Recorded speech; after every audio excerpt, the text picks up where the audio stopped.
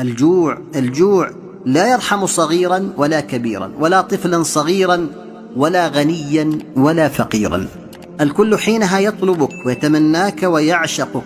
نذكر بإلهام السيد حسن التهامي عليه السلام الذي أعلن عنه في 24 شعبان عام 1440 الموافق 29/4 عام 2019، يعني قبل 3 سنوات من الآن، أكثر من 3 سنوات. والإلهام يقول: حرب عبوس دبور تحمر فيها السماء ويقطر البحر دما ويهلك الحرث والنسل ويصير الفارس كما إذا ما أتى النيروز والعلج يجوس. رأيت العرب من كل حدب تهب، عندها ترى المحط قد توسط والمال قد كسد والسوق تبور والغنى دبور. لا تسل عن هلكة الطغاة وتوقف البغاة، فلا ترى قويا على قوي. الجوع لا يرحم صغيرا ولا كبيرا ولا طفلا صغيرا ولا غنيا ولا فقيرا. الكل حينها يطلبك ويتمناك ويعشقك.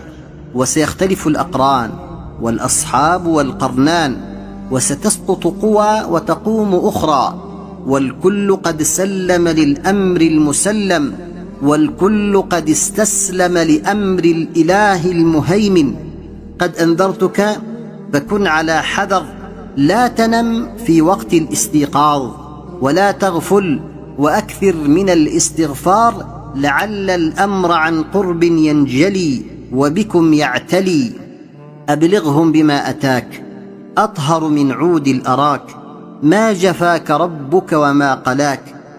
إذا رأيت السودان قد اخضبت واخضلت فالأمر قد بدا، فهو علامة الأمر الذي تنظرون وله تنتظرون.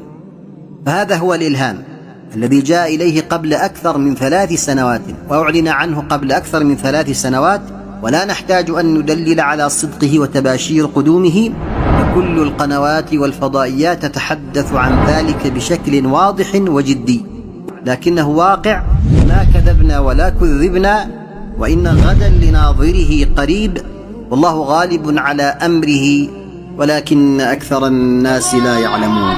ولسوف ترفع بالكرامة أمتان هي بانتظارك في المقام الطاهر، فيها رجال نصروك وإنهم من خير أنساب وخير عشائر. ولسوف ترفع بالكرامة أمتان هي بانتظارك في المقام الطاهر.